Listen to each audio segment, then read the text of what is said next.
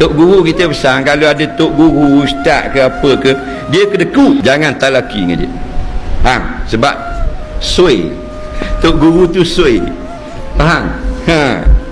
Kalau ada tok guru, biar alim sobat, tapi kalau kedekut, kalau bakhil, jangan belajar dengan dia. Faham? Ada ustaz minum air bayar suku. Alim pandai baca kitab, tapi bila makan bayar seorang. Dekut tu. Belajar murah tangan, kerana orang yang paling murah Nabi Muhammad sallallahu alaihi wasallam. Dulu kita kedekut, bila kita dah belajar banyak talaki, banyak apa Quran, murah. Tanda ilmu kita barakah. Belajar masuk kedai, kalau makan kira semeja. Okey, kira. Seorang, apa seorang? Satu meja. RM8.5. Bayar RM8.5. Ajar supaya tangan kita laju. Mula-mula rasa sayang, 3 bulan kita latih, tangan kita akan jadi laju.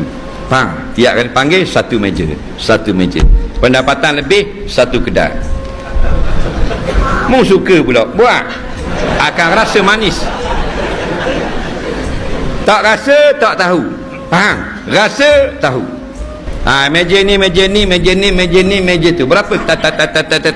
RM42. Ayo, pitih ada 50. Ingat, kita akan makin kaya. Siapa khabarmu? Nabi. Allah kata, paling sedikit Tuhan akan gandakan balik 10 kali, paling banyak 700.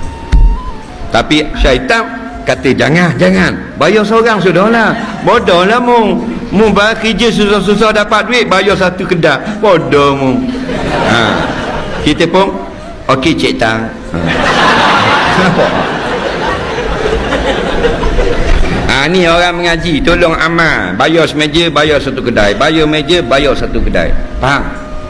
Supaya kita makin kaya, makin banyak Tuhan akan beri kesenangan di dalam dunia. Tak percaya terang.